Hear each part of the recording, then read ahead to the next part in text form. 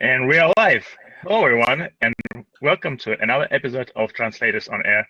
My name is Dmitry I'm your host. Join me today, my incredible co-host, Elena Tereschenkova. Hi, Elena. Hello, Dmitry. Hello, Rudy. Hello, guys. And our guest, Rudy Loock. Hi, Rudy. Hello. Hello from France. Rudy is a professor of English, Linguistics, and Translation Studies in the Applied Languages Department of University of Lille in northern France, where he teaches translation, comparative grammar, corpus-based translation studies, and the use of electronic corpora for translators. He's in charge of specialized translation master's program of his department. And the topic of our conversation today, as you might have guessed from the cover of our webinar, is going to be electronic corpora and its benefits for translators. But before we jump to the topic of our conversation, I'd like to make a few announcements, as always. The second season of Translators on Air has been sponsored by our friends at Smercat. Smercat develops translation technology for translators, and they offer it absolutely for free. So if you're looking for a great tool, check out Smercat by pushing the green button below this video, or if you're listening or watching this in the recording, you can visit the first link in the description. All right, we have a few people joining in. Hello, Anne-Sophie. Hello, Sophia. Hello, Nancy, Julia, Eleonora, Andri, Madina, Eleni, Catherine, Eric, and Aurelian. Sorry if I butchered anyone's names. I can see that we have a few new faces here, so let me do a quick introduction to this platform. This is a live webinar. Everything you are watching here is happening in real time. You can use the chat window on the right-hand side to quickly say hi and tell us where you're from, or you can say what was the last thing you have translated today or yesterday. You can also post questions by pressing an orange button below this video that says ask a question or suggest a topic. As you can see, we already have a few questions that we're going to discuss, but if you have additional questions, you can post your questions there, and Rudy, Yelena, and I will be more than happy to discuss your questions. All right. Rudy, how are you? Hello, everyone.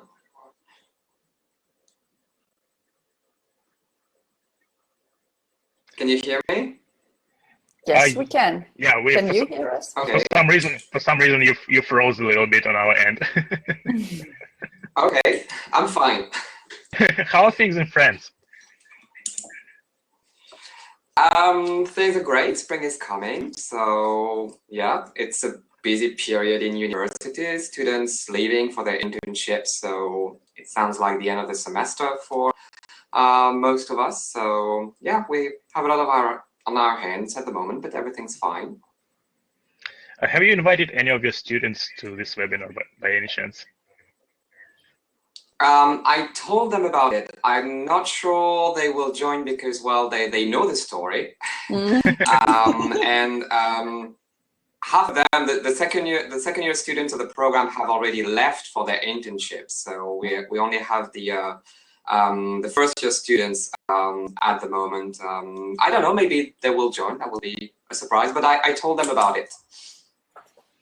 Awesome. So, anyway, if they're not able to watch this live, you can always share a recording with them. I'm sure they will be happy to see you on this webinar. So, Rudy, can you please tell us a little bit about yourself? You're a professor of linguistics. How did you become a professor, and was it always something you wanted to do? Oh, that's going to be a long story. But first, I would like to thank you very much for inviting me on the show. I'm really excited about it. So basically, how did I become a professor? Well, I've always wanted, I always know that I wanted to teach, and that I wanted to teach English. That was really an idea that I got when I was already very young, something like 10 or 11. When I discovered English, it was just wonderful, and the idea of teaching came very, very quickly. So after high school, I went to university to study English. I still knew I wanted to become a teacher. And during my studies, I discovered research, and specifically research in linguistics and translation studies. And I became completely crazy about research. So I thought, okay, I need a job where I can both do research and teach, and what made sense was to go and teach at university. So I did my PhD, which I finished in 2005, and I started teaching at the University of Lille, and after a while I became a professor at the Applied Languages Department, where I teach English, but a lot of translation studies, and the use of corpora. That's basically how it happened. That's great to know that what you want to do in life so early, right? Yeah, well, I don't know, it was just obvious. English and teaching, it had to be part of it, part of the plan, definitely. At first, I wanted to become a teacher in secondary schools, but when I discovered research, it was like, okay, this is also something that I want to do. So basically, the solution was to go and teach at university so that I could both do research and teach. So yeah, I didn't have to ask myself many questions actually about what I wanted to do, and I'm happy. I think I made the right choice. It's been 15 years now, and I think it was the right choice. I think a lot of people would envy you that you are so sure of it, about your choice even 15 years later. So I think it's just great. Yeah, I have no idea how it happened. Yeah, we probably all get lucky sometimes, or at least some of us. Yeah. So let's get into the topic of our conversation today, your favorite topic, electronic corpora. Just so in case some people are not quite sure what it is, could you please tell us a few words about what electronic corpora is? Sure. Well, basically, if you want to define what a corpus, it's very simple. It's a collection of text. That's a very simple definition. A collection of text, that is to say linguistic data. That's basically a corpus, which means that people have been using corpora like forever. I mean, if you take all the plays written by Shakespeare and you compile them together, you get a corpus of Shakespearean plays. Today, what we mean by corpus and by corpora, generally, we mean that they are electronic, meaning that the linguistic data is actually electronic data coming generally from the internet. So an electronic corpus today is a collection of text that you can search with, we say they are machine readable, meaning that you don't read the corpus, but you search in the corpus using a computer. Either you're using an online interface, that's a possibility, or you're using software which are not connected to the internet, that's another possibility. So basically, an electronic corpus is a collection of text, that's electronic data that you can search with, you could say keywords, but we say queries because sometimes the queries can be sophisticated, but that's it. Basically, it's something very simple. It's just a database that contains linguistic data. And what does it take to compile an electronic corpora? Well, if you're lucky, this will be done for you. And actually, it happens a lot. There are many electronic corpora that are available online. Many of them are actually free of charge. You can go online and you can use corpora. So you're lucky. You don't have to do the compiling. The compiling is done for you. You can go and you can use the corpora. You could say these are ready to use. They are manufactured corpora. Now, if you are not lucky, if you want a corpus which is quite special, for example, you work with insurance contracts, or you work with reports from the IMF, or you work with medical documents, and there are no corpora available online, then you have to do the compiling before you can use the corpus. But that's actually not difficult to do now. We do have software that can definitely help you do that.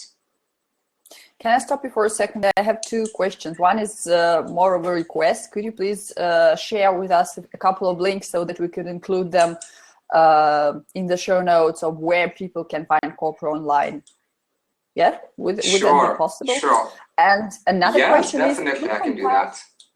Who compiles the corpora for us or for anyone to use? Well, Generally, these people are researchers. They are linguists. For example, there is a great website from the Brigham Young University in the United States. It's called the BYU corpora. They have a collection of corpora which is really, really nice. Some of them are really famous, like the BNC, the British National Corpus, or the COCA, the Corpus of Contemporary American English. They also have a Wikipedia corpus. They also have a corpus for Spanish. They have many, many, many corpora, and all these corpora were actually set up thanks to the help of Professor Mark Davis, who taught at Brigham Young University. So generally, these people are researchers in linguistics. Originally, that's because they needed corpora, so they compile the corpora and they make the corpora available for everyone online. This happens a lot. It's generally researchers in universities doing that. I see. Are there any examples of corporas that are available only for paid members or something like that? Yeah, you have the big website called a Sketch Engine. They have a lot of corpora out there, more than 400 corpora for many, many languages, something like 80 or 85 different languages. But you have to pay a subscription if you want to have access to these corpora. The BYU corpora I mentioned just before, they are free of charge if you use them not too much. You allow something like 10 or 15 queries a day. If you want more, then you have to register, but clearly that's not a lot of money. That's something like $20 or $25 a year. So it's really not much. If it's something that you want to use, it's something you need, and it helps you in your everyday life for your job, then it's definitely worth the money. Yeah. So could you please tell us how translators can use corpora in their work? Well, they can use corpora for, well, first of all, they already use corpora, but they don't know that. That's something I've noticed, because corpora are hiding behind many, many different tools that translators already use. If you think of CAT tools, where you find translation memories, well, translation memories, they are just a very special kind of corpora. They are actually, a translation memory is a parallel corpus. It's a parallel corpus with two subcorpora, one containing the original text and one containing the target text. You also find corpora that are used with machine translation systems nowadays, whether the statistical machine translation systems or with the neural machine translation system. They use corpora, they use the data. People don't see the data, but it's already there. You have also very famous websites, I'm sure some of you are familiar with them, like Lingui, for example, or Reverso, or Traduit. Well, when you see the examples in context on your screen, well, what you have in front of your eyes is a corpus. It's a parallel corpus once again. So translators already use corpora, but they're not necessarily aware of it. So that's the first thing. And then in addition to these different uses of corpora, translators can also use electronic corpora for other reasons. And apart from all these tools that already exist, they can use corpora that exist online or corpora that they compiled on their own for different reasons. For example, because they want to improve their understanding of the source text, because there is a word they're not very familiar with, or it's a recent word that is not listed in dictionaries. So you can go to a corpus to do that. Or it's a word that has a definition that does not exactly help you to understand exactly what is going on in the text you have to translate. You can go to corpora. They are just massive databases of examples which dictionaries cannot provide because they just don't have the space. So translators can use corpora to improve their understanding of the source text, especially for when you have new words, or where you have, for example, for my students, they like to use corpora, for example, for phrasal verbs, because phrasal verbs, they have multiple meanings.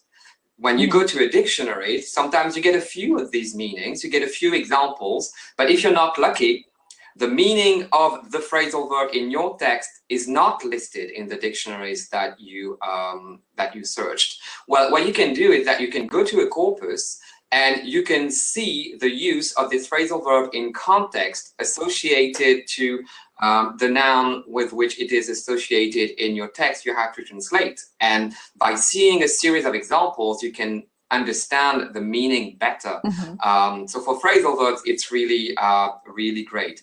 I also know that my students like to use corpora when there is a syntactic construction they don't necessarily understand or they don't grasp completely. They can go to a corpus and have a series of examples using the same syntactic construction, and by looking at different examples they can understand what is going on. So it's actually a good tool to complement what you find in dictionaries and grammar books. For example, if you don't understand the difference between to talk at someone and to talk to someone in English, if you open dictionaries, very often you will get frustrated because it's not very well explained and you don't really understand the difference, because there is a difference, but it's quite subtle. Well, if you go to corpora and you get examples where you get sentences with the verb to talk at, you will understand very quickly what is going on there. Is that when you're talking at someone, well, no communication is really going on. You're talking to someone that does not respond, or you don't want to get into communication with these people. So first of all, I would say it's a great tool to complement dictionaries and grammar books. When dictionaries and grammar books fail you, well, you're lucky. You have corpora with millions, sometimes billions of words that can help you and provide you with information. So I would say that's the first use people can have with electronic corpora.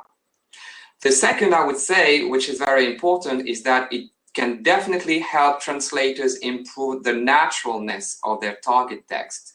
For example, if you have to translate very specialized documents, for example, medical articles, or you have to translate a report from the IMF on something very technical like the inflation in India or the evolution of the GDP in such and such countries and the impact that this can have on the unemployment rate. Well, sometimes you will find the equivalents for the words, but it's not because you have the equivalent for the word that you know how to use this equivalent in context. Well, what is great is then that if you want to write like an expert, you can go and take a look at the way experts actually write themselves, and then you can get inspiration from the corpus. For example, if you know that you need to use the expression annual rate in English, which is quite technical, well, you need to know what kind of preposition goes with it, what kind of verbs go with it, if you want your sentence to sound natural, because we all know that in translation, grammatically correct is not enough. You need to do more than that if you want to have a good translation. If you're translating a text about economics, you need to sound like an expert, because your readers will be experts and they need to know that you know what you're talking about. And corpora can help you finding the right associations between words, the right verb going with your noun, the right adjective, so that you sound natural and you sound like an expert yourself. And corpora are a great tool to do that, definitely.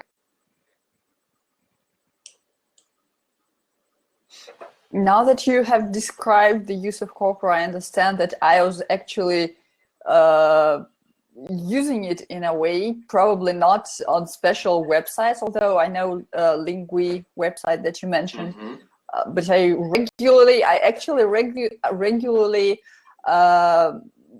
use it for the second purpose you described to, for example, when I'm writing blog posts for my professional blog, or even when I'm translating something, I'm typing in phrases in Google search to see how others have used these phrases, or whether it's a phrase that's being used often and things like that. So it's basically also using, kind of using corpora, right?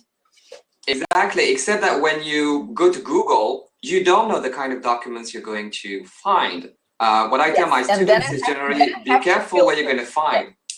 Yes, but even with filters, you don't always know whether the person who wrote what you find on the internet is a native speaker of the language. You don't know if he or she is a specialist, so there are many risks. What I tell my students is that the internet is like an ocean. You get some great stuff in the ocean, but you also get plastic. And you don't want plastic.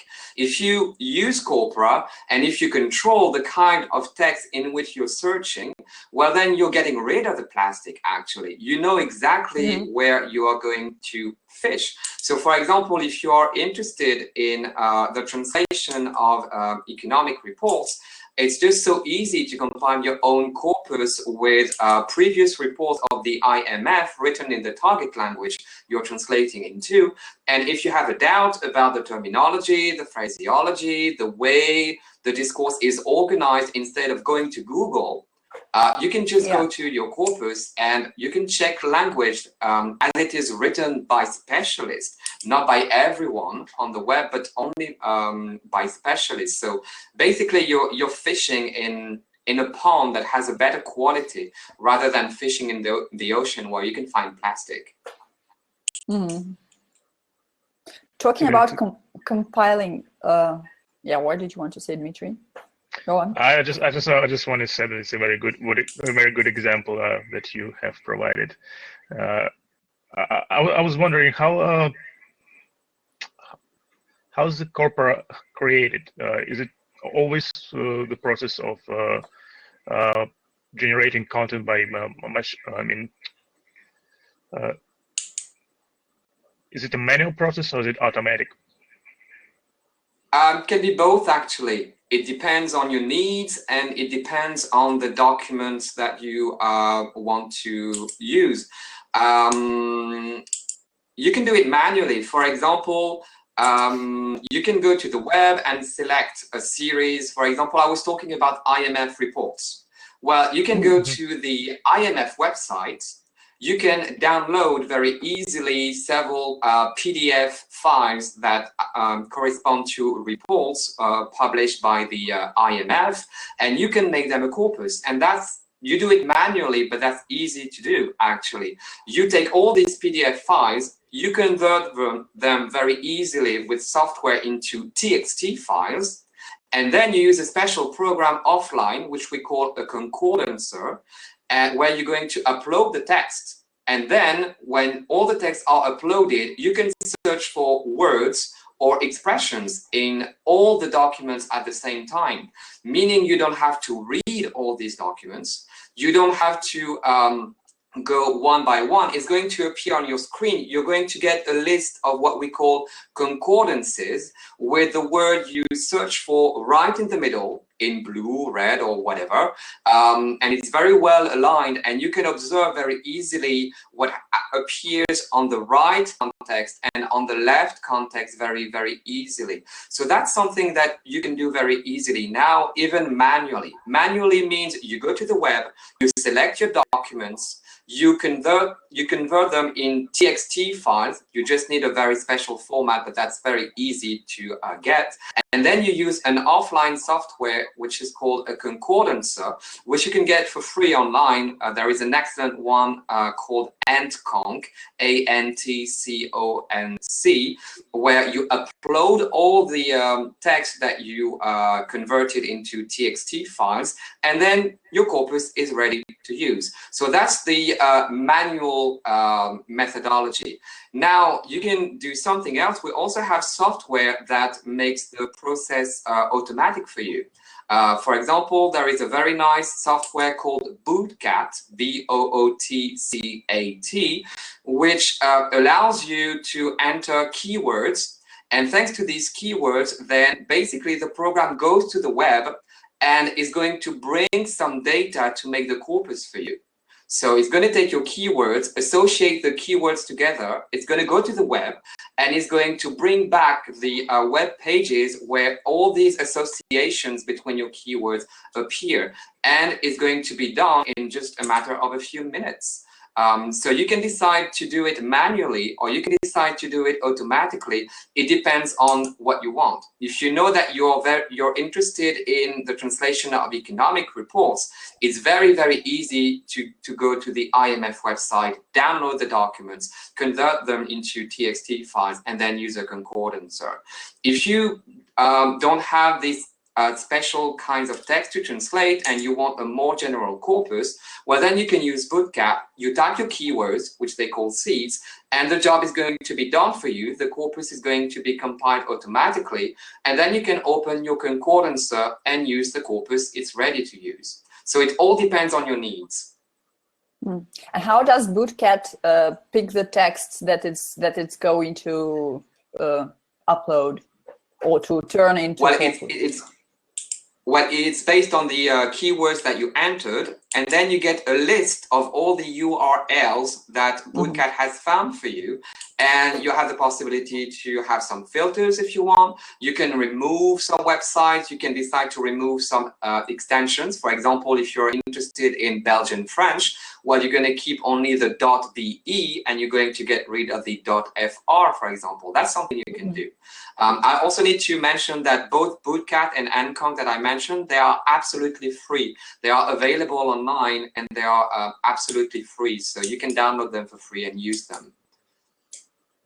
Can we provide the links to them as well for the show notes? Sure, sure, no problem. No problem. So the tools are there, definitely. The tools are there. Many of them are free. So everything is there for us to play, actually. Compiling a corpus today can be done in just a matter of a few minutes. It's really, really easy to do.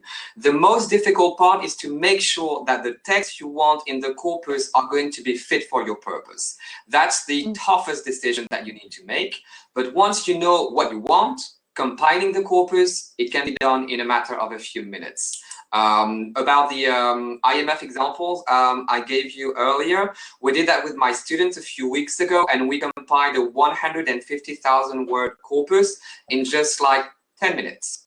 And the longest part of it was actually converting the PDF files into TXT files. That's it. So, and Bootcat, once you've typed your keywords, it's going to be done in something like 2 or 3 minutes. So the tools are there. It's very easy to use. It's also getting more and more user-friendly. So once you've started using Corpora, well, it's becoming a game. It's fun, actually. And then you realize how helpful it is to really increase the naturalness of your translations, because you can have very, very specialized corpora if you want. For example, with my students, we compiled a corpus of obituaries, because they had an obituary to translate, and we collected obituaries of celebrities that passed away. And the way an obituary is written is very codified. It always follows the same patterns. It uses the same words. It uses the same grammatical constructions. But the problem my students had is that the way obituaries are written in English and the way they are written in French, it's both the same and not the same. So if you want to sound natural, you need to understand that. What is similar and what is different? Well, we compiled a corpus of obituaries, so you can get very, very specialized corpora, and it definitely helped them improve the naturalness of their translations. For example, they realized that in French, you cannot refer to a celebrity by just using the family name. You cannot talk about Michael Jackson by saying only Jackson. We don't do that. But in English, that's very, very common. So it means that when you see Jackson, you can't translate a family name with a family name. You need to use another strategy that is going to be more natural in French. And the corpus really helped my students realize that. So you can have very specialized corpora, and it doesn't take hours, actually.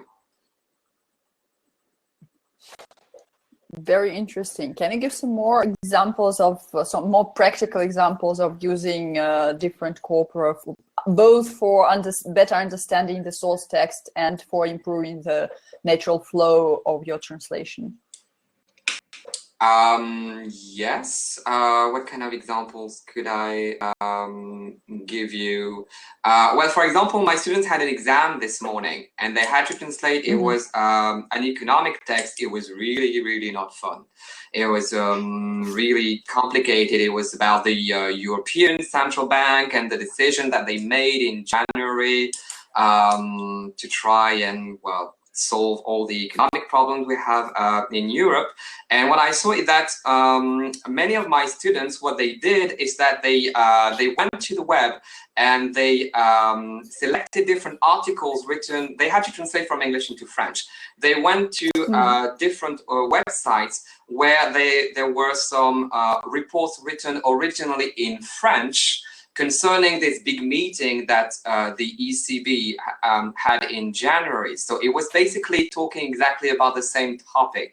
And instead of reading the text, because of course they didn't have the time for that, they took the different web pages and they transformed them into a corpus. I could see that.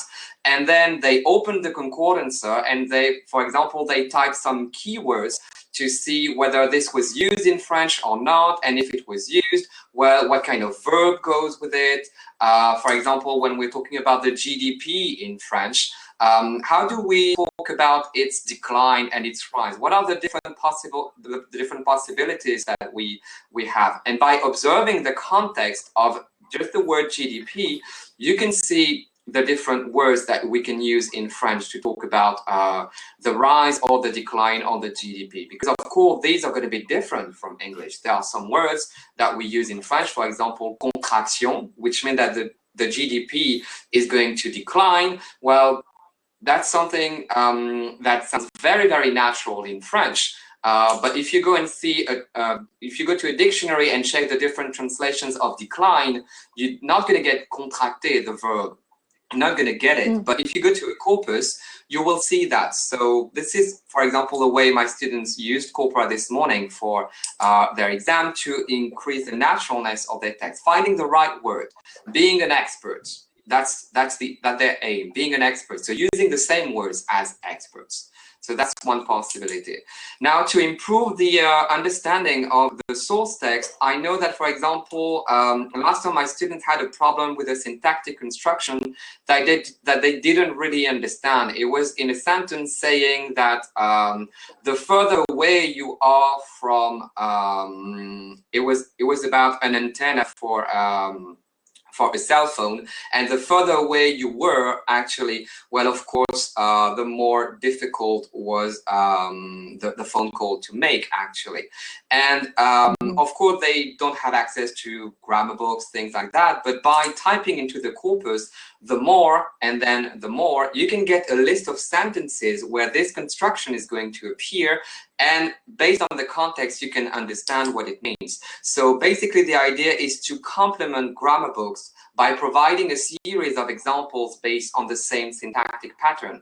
This can help you understand better what you find in a text. If you're not sure about what a construction means, well then, the corpus can help you. The corpus can also help you understand the connotation of a word, because also this is not always listed in a dictionary. For example, we could say, strangely enough, but the verb to cause in English, you always expect something negative after it. You don't cause happiness in English. Generally, what you cause is something bad. Well, you need to understand that. And if you're not a native speaker of English, that's not something you necessarily know. By going to a corpus and asking the corpus, what kind of nouns do I find directly after the verb to cause? When you look at the list, it's so obvious that everything is negative. So the verb to cause in itself has a negative connotation. So you need to find a verb for your translation that is also going to have negative connotation. That's something that is important. Corpora can also help you to determine whether the text you are translating, well, if a certain word belongs to a certain register or another register. Is this a technical word, or is this a word that belongs to what we call general language? Well, thanks to the corpora that you have online, you can see whether a word is technical or not.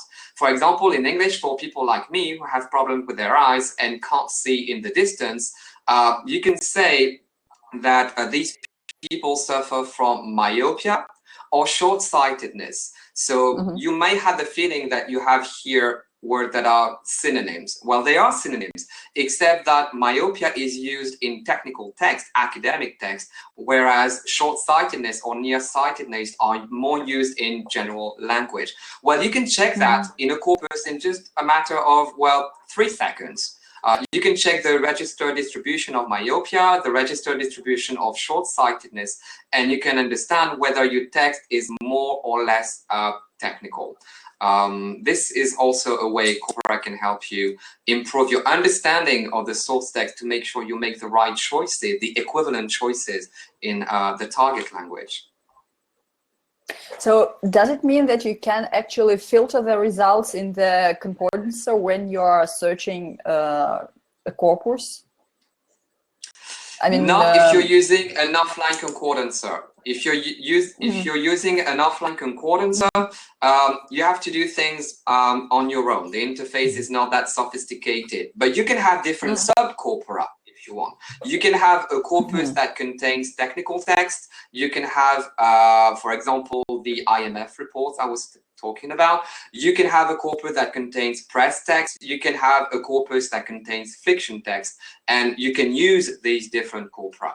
Now, for the very sophisticated corpora that you find online, well, you can decide, there are some very nice charts where you can see in what kind of register is a word the most frequent. For example, you can type the relative pronoun whom and see in what kind of text it is the most frequent. You will get a very nice chart in front of your eyes. You just type whom, and in 2 seconds you get this nice chart, and you know where this item is the most represented. It also works for a sophisticated online corpora for geographical variation. There is a very nice corpus online on the BYU website I was telling you earlier, which is called the Globi, and that's Global Web-Based English, and it contains English text for many different English varieties. British English, American English, of course, Irish English, Australian English, English from Pakistan, from India, South Africa, for example. So you can see whether a word is more or less common in British English or American English. You can observe the way it is used by observing the different sentences where this word appears, and it can help you determine to what kind of geographical variety your text belongs to, and this may have some influence on your translation, of course. And once again, this is done in just a matter of a few seconds. In a few seconds, you can do that if you go online. It's very funny to see that, for example, whom is still used a lot in English from Pakistan. Why is that? We don't know, but whom is still very popular in English from Pakistan, whereas it's dying in other varieties of English. That's the way it is. So that's also the point of corpora, discovering things that you were not aware of and which are not listed in dictionaries and which correspond to the way people actually use the language. So it's a very nice complement to, let's say, more traditional tools like dictionaries or grammar books.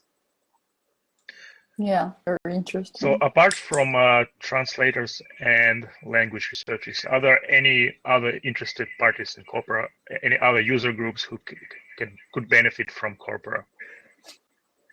Oh yeah, teaching. There's a lot of teachers now using corpora. We call that data-driven learning. Instead of learning grammar rules, you go to corpora and you observe the way people actually use the language, and from your observation, you draw some conclusions. So corpora are used more and more in language teaching, and including mother tongue, because there are many things we are not aware of for our mother tongue, actually. So you can go to corpora and check whether a word that is listed in the dictionary is actually used by people. Is it used? Is it used a lot? Not so much. How do people use it? Do they use it more in speech or in writing, in fiction text or in press text?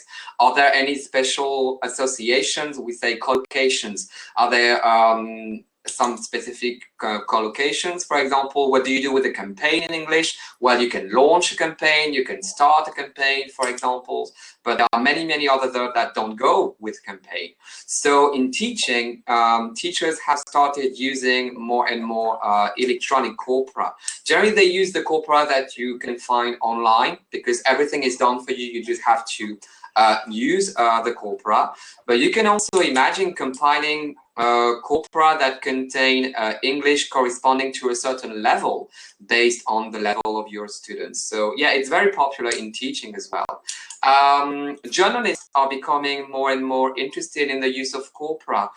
It's what we call culturomics. The idea is observing linguistic data to draw some cultural conclusions about some aspects of people's lives. For example, what do people talk the most about at the moment? Well, you can check that with a corpus. Or when they talk, for example, about a dog, what do they mean about the dog? In what kind of context? So at the moment, you have journalists that are getting very interested, especially in the field of politics.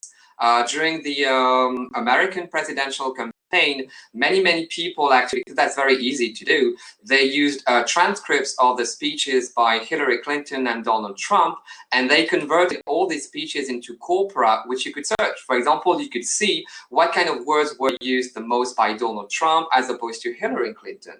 And actually, journalists are very interested in that. And so are historians. Historians, what they do now is that they collect text belonging to a certain period and they can analyze them and, for example, revealing statistically which words were used the most at the time, for example, during the Great Depression or during, I don't know, a certain period of time or by a certain category of people. So yeah, corpora are clearly in fashion at the moment. And just for one very simple reason, it has never been simpler to compile them and use them. It's very, very easy to do. And now, of course, it can be dangerous because I've read sometimes some press articles that really are stupid. Definitely, it has to be said. For example, there was a press article that noticed, for example, using the Google Books corpus, that there were some old-fashioned words that were becoming popular again. Words like in English, amongst, for example, or wives were becoming popular again, it seems now in the 2010s. And the conclusion from the journalist was that this was actually a hipster phenomenon. Well, no, that does not mean anything. So it is true that you can observe that these old-fashioned words are becoming more and more popular, but that does not mean that this is due to hipsters. That makes nonsense. So sometimes generally they want to use corpora, but you have to know what you're doing when you're doing this, because looking at data, that's easy. Getting data is easy. Interpreting the data, that's another story, of course. And that's the same for translators. If you go to corpora and you just type words and you look at data, if you don't know how to use the data to improve your translations, well then that does not make any sense. Data in itself is nothing. Data is interesting only if you interpret it correctly to improve your understanding of your text that you have to translate, or to understand how you can improve the naturalness of your target text. So the interpretation of the data is definitely crucial. This last example brings me, sorry, Dmitry, your last example brings me to a question. Is there anything that translators should be beware of when they're using corpora for any of their purposes? Well, the problem number one is actually the same problem that we find with some translators using translation memories in a bad way. If you want to use a corpus, you need to make sure it is fit for your purpose.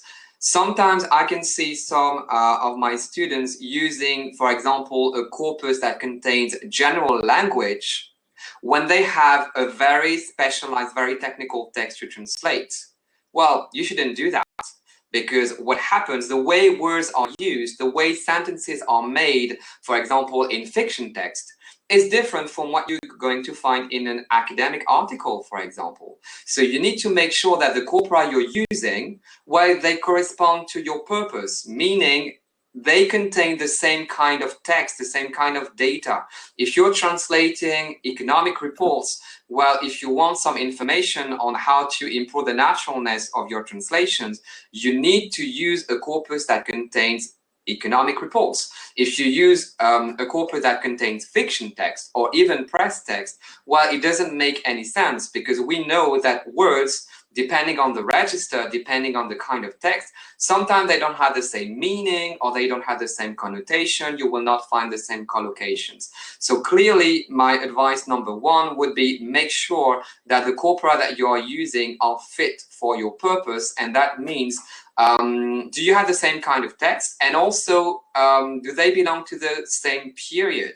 You cannot use data from the 19th century to translate documents in the 21st century. That sounds obvious, but it's not always what you see in real life. It's the same problem with translation memories. Sometimes you see people using translation memories from projects that have nothing to do with the project that they have at the moment. And of course, this is not going to help them. So clearly, I would say corpora, they're great. You will find them all over the place on the internet. There are many, many of them all over the place. You need to make sure they are fit for your purpose, and you need to make sure that the quality of the data in the corpora is good. For example, I was mentioning the Google Books corpus earlier. I don't want to make Google mad, but to me, that's not a corpus. It's not. And it's really problematic to use. I clearly tell my students, don't use the Google Books corpus. It's not a corpus, because what do you find in there? Well, you find so many different kinds of text that at the end of the line, you don't know what's in there. So you cannot really use the results that you see, because what the Google Books corpus provides you with is very nice graphs that show the evolution of the frequency of a word, whether a word is becoming more frequent, whether it is frequent or rare. But the problem is, there are so many, many things in the Google Books corpus, so many different kinds of fiction books, scientific books. It doesn't make any sense, and you cannot really filter the results. So my advice is, for English, it's better to go to the corpora from the BYU University. They are much better out there. You have also some other corpora, for example, on the Sketch Engine website, or you have some other corpora like the Monco corpus, M-O-N-C-O, where you know that the data is, well, the quality of the data is good. So you need to make sure what you are searching in. I'm going back to my fishing story. You need to know where you are fishing if you want to make sure that the fish, it's not that the fish is going to be bad necessarily, but maybe the fish do not correspond to what you want. So they might be good quality, but for another translation project. So make sure what you find in your corpus corresponds to your translation project. That's very, very important. Otherwise, you will not get terminological or phraseological information that corresponds to your needs. Is there anything else that people should take into account when choosing a corpora, when choosing a corpus, other than who compiled it and what kind of texts were included in that corpus, and whether they fit their purpose? Is there anything else that we should take into account? If you are good at grammar, it can be nice to use what we call a POS tagged corpus, and POS, that's parts of speech, because some corpora are tagged and some corpora are not tagged. What does that mean? When a corpus is tagged, it means each word has received some kind of identity card, whether it is a noun or an adjective or a preposition or a verb. When a corpus is tagged, what you can do, which is very nice, is that instead of typing words, you can perform queries by typing codes that correspond to the grammatical categories. For example, you can ask, okay, if I want to use the noun performance, I want to know what kind of adjectives I can find in front of performance. Well, then you can go to the corpus and type a code for adjective, and then the word performance, and you will get a list of all these adjectives by order of frequency. So if you're good at grammar and this is something you are interested in, for example, you have a word and you want to know what kind of verbs generally go with it. Well, if you're good at grammar and you know how to do that, well, you can use a tagged corpus. It's very helpful. It's very, very sophisticated. And the corpora that I mentioned earlier, like the British National Corpus, or the Corpus of Contemporary American English, or the Wikipedia corpus, or the Global Web-Based English corpus, well, they are all tagged, meaning you can perform some very sophisticated queries out there. So that's something you should pay attention to if you're interested. And also, I would say, if you combine your own corpora, never throw them away. Keep them somewhere on your hard drive. Label them very well. You need to be careful what you do with them, knowing, for example, if it contains IMF reports, make sure it is written IMF reports, and you also indicate the dates of the documents, because you never know what text you're going to translate tomorrow. So never throw away your corpora. For example, I have a special folder on my hard drive where I put all the corpora that I compiled myself, and sometimes I'm very happy to find them, meaning the job is done. I have all these corpora on my hard drive, and I open them like I would open a dictionary, for example, when I need it. If I don't need it, I'm not going to use it, but if I need it, it's there, it's done, it's ready to use. So don't throw them away, but label them very precisely so that you know how to browse through your different corpora. And they're not very resource heavy when you're storing them on your computer, right? Sorry, could you say that again? And they're not very resource heavy when you're storing them on your computer, right? No, it's only TXT files. Yeah. So generally they're really, they're very light. Yeah. The only thing you need to know, I mentioned this very quickly earlier, but that's important for languages where you have some special characters. For example, you know, in French, we have accents sometimes on E's and on O's. Well, the only technical thing you need to know when you compile your corpus is that it has to be saved as TXT files, but that's easy. When you are in Word, instead of saving as .doc or .docx, you choose TXT. And the thing you need to know is that you need a special encoding, and that's UTF-8. If you use UTF-8 TXT files, well, then you're going to be sure that all characters are going to be encoded the right way. So when you work with a word processor and you save as a TXT files, generally you are asked, okay, TXT files, but what kind of format do you want? Well, the one you should pick is UTF-8. Anyone using corpora will tell you this. Is going to make your life much easier when you actually use the corpus. It's the only technical aspect you have to deal with. You don't need any specific knowledge in information technology. You don't have to be an engineer to compile your corpora. You can do it very easily and very quickly. There is just this one technical aspect: save as TXT UTF-8 file, and then you can use a concordancer and the text will be perfectly clean. Awesome. We have an interesting question from one of our viewers. Eric Alsruhe asks, what is the difference between a concordance software and a liner software? Oh, well, a liner is when you take two different files and you ask the software to align, for example, source sentences with target sentences. So it's going to do the alignment for you. Whereas a concordancer, it doesn't use a parallel corpus. It's just one corpus. It's monolingual. For example, a corpus that contains French text or English text or Russian text or Italian text. So the concordancer is not going to align anything.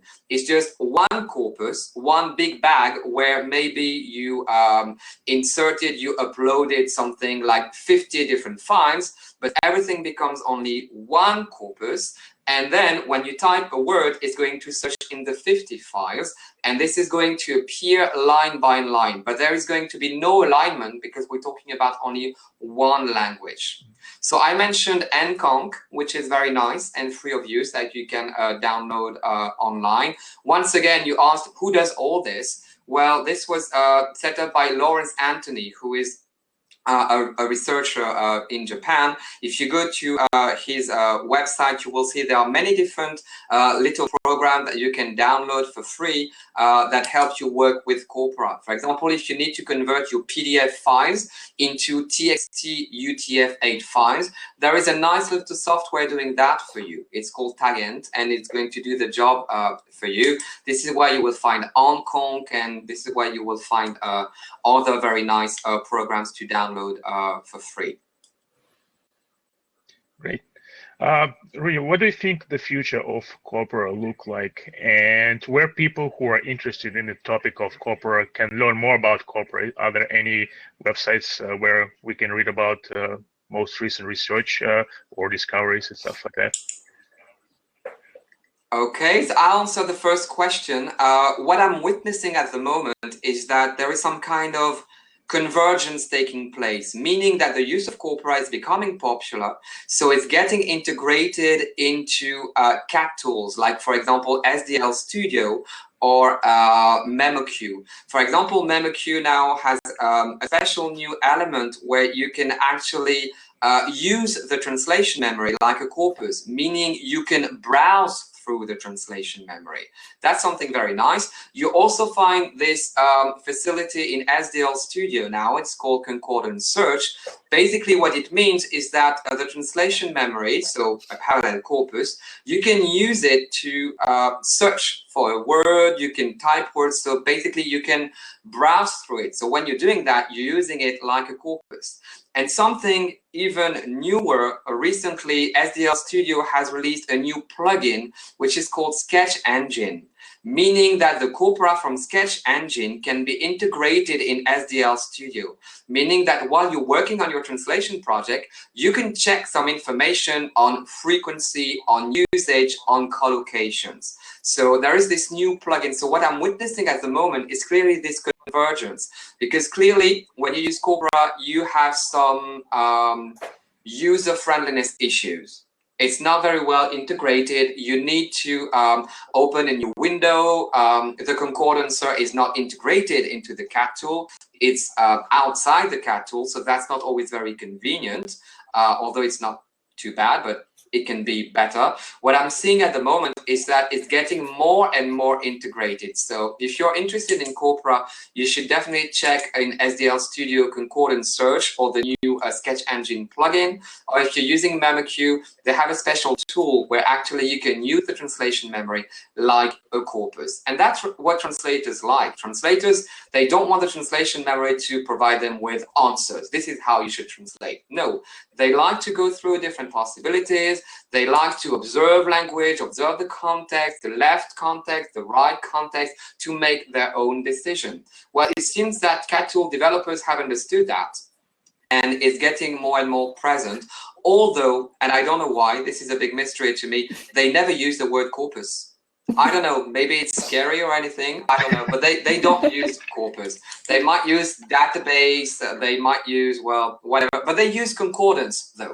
They use the term concordance, but they don't use the term corpus. Well, it's like Lingui. If you use Lingui, try and find the word corpus somewhere on the website. It's nowhere to be found. Although what you're seeing on the screen is nothing but a parallel corpus. Translation memories are nothing but parallel corpora, but they don't want to use, I don't know, I think from a marketing point of view, maybe it's too scary, it sounds academic, I don't know. Probably. Yeah, so the corpora are there, they're just not labeled as such. So that was the answer to your first question. Now, where can you learn about corpora? There are some very nice books and textbooks out there. There is one that is very good for using corpora for translators, I find, is a book written by Federico Zanetin. And it's called, I will need to check that, but it's something like corpus-driven translation or something like that. I would need to check that. Maybe I can check online very quickly. It was published in 2012, and it's very well written. They explain to you how you can use a corpus, how you can compile your own corpora, what kind of software you can use. And I found that it's very well written. It's written in English, and it's very accessible, I would say. I can't remember exactly the title, but there's definitely corpus and translation is in there. So this book is really, really nice. You have some others that explain to you what you can do corpora for translators. I could send you a short bibliography if you are interested in this question. Yeah, no problem. And then online, you find now so many tutorials, nice videos on YouTube. You just type using corpora, and you will find there are so many people out there using corpora, where they show you exactly, well, if I'm interested in the frequency of a word, how do I do? How do I check the register distribution? How do I check the geographical variation? There are many videos that you can find online. It's a popular topic, so you will find plenty of stuff out there. Yeah, that's awesome. Very interesting. I think we should wrap up our conversation for today. Okay. It was really great. I have a lot of ideas of how I can now use corpora, knowing that I'm using corpora in my work. Thank you very much, Rudy, for accepting our invitation and for joining us for this episode. And again, a huge shout out to Nancy Matisse. No problem. If people have questions, please don't hesitate to send me an email. I will be very happy to reply if you have further questions after the webinar. You will find my email online, no particular problem, and I will write back to you. No problem. Do not hesitate. Yes, and you will also provide the links and the small bibliography you mentioned, so that we could include everything in the show notes. A huge shout out to Nancy Matisse for putting us in contact with Rudy. Thank you, Nancy. By the way, thanks a lot, Nancy. If you know anyone that you would like to see on the show, you can also go to our website at translatorsOnAir.com, and you will find a button that says recommend a guest or become a guest. Probably you want to become our guest. And you can suggest a guest or suggest a topic for conversation. We'll be happy to have you in season 3, because we have now just 2 episodes left in this season. I want to thank everyone who joined us tonight or today, depending on where you are in the world. Thank you for your great questions and for being with us. Don't forget to check out the website of our sponsors at smartcat.ai, and we'll see you next week. Thank you so much, guys. Have a wonderful day, everyone. Bye-bye. Okay. Bye. Thank you, everyone. Bye.